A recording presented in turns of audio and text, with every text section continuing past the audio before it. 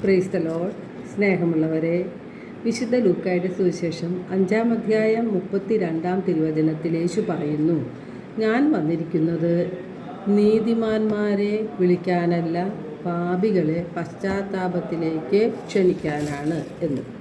അപ്പോൾ എല്ലാവരും പാപം ചെയ്തവരാണ്, എല്ലാവരും അനുതപിക്കേണ്ടവരുമാണ്.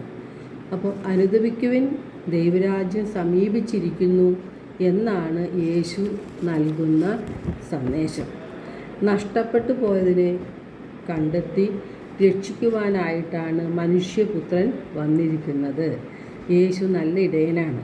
100 ആടുകളുള്ള ഒരിടയൻ ഒരാട് നഷ്ടപ്പെട്ടാൽ അയാൾ മറ്റുള്ളവരെ മരുഭൂമിയിൽ വിട്ടിട്ട് നഷ്ടപ്പെട്ടതിനെ തേടിപ്പോകുന്നു. തൻ്റെ ഓരോ ആടും ആ ഇടയനെ പ്രിയപ്പെട്ടതാണ്.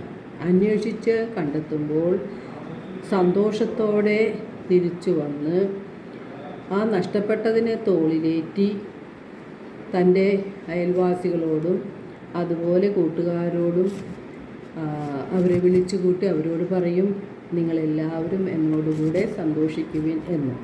ഇപ്പോൾ സ്വർഗസ്ഥനായ പിതാവും നഷ്ടപ്പെട്ടു പോയ നാം ഓരോരുത്തരെയും ഇതുപോലെ അന്വേഷിച്ച് കണ്ടെത്തുവാനാണ് ശ്രമിക്കുന്നത്.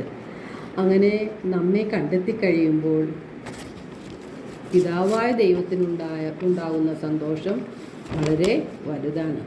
സ്വർഗത്തിലെ പിതാവ് പാപിയുടെ പശ്ചാത്താപത്തെ ആഹ്ലാദത്തോടെയാണ് സ്വീകരിക്കുന്നത്.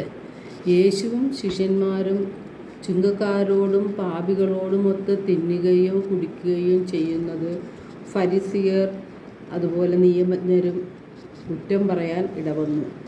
യേശു പറഞ്ഞു, ആരോഗ്യമുള്ളവർക്കല്ല, രോഗികൾക്കാണ് വൈദ്യനെക്കൊണ്ട് ആവശ്യം.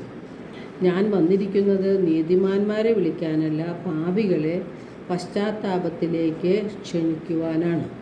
അപ്പോൾ പശ്ചാത്തപിക്കുന്ന ഒരു പാപിയെക്കുറിച്ച് സ്വർഗത്തിൽ വലിയ സന്തോഷമുണ്ടാകും എന്ന് തിരുവചനം വ്യക്തമായി പറയുന്നുണ്ട്. മനുഷ്യവർഗത്തിൻ്റെ പാപങ്ങൾ മുഴുവനും ഏറ്റെടുത്തുകൊണ്ട് അവയ്ക്ക് പരിഹാരം ചെയ്യുവാൻ വേണ്ടി യേശു മനുഷ്യനായി അവതരിച്ചു. മനുഷ്യനെ അനുതാപത്തിലേക്കും പശ്ചാത്താപത്തിലേക്കും നയിക്കുവാൻ യേശു സുവിശേഷം പ്രസംഗിച്ചു. യേശു തൻ്റെ ദൗത്യം ആരംഭിക്കുമ്പോൾ അനുതപിച്ച സുവിശേഷത്തിൽ വിശ്വസിക്കുവിൻ, സ്വർഗരാജ്യം സമീപിച്ചിരിക്കുന്നു എന്നാണ് ആഹ്വാനം ചെയ്തത്. അപ്പോൾ യേശുവിൻ്റെ ഈ ആഹ്വാനമനുസരിച്ച് നമുക്കും അനുതാപത്തോടെ ദൈവത്തിങ്കിലേക്ക് മടങ്ങാം. എല്ലാവർക്കും ഒരു നല്ല ദിനം ആശംസിക്കുന്നു. ദൈവം നമ്മെ ഓരോരുത്തരെയും സമൃദ്ധമായി അനുഗ്രഹിക്കട്ടെ.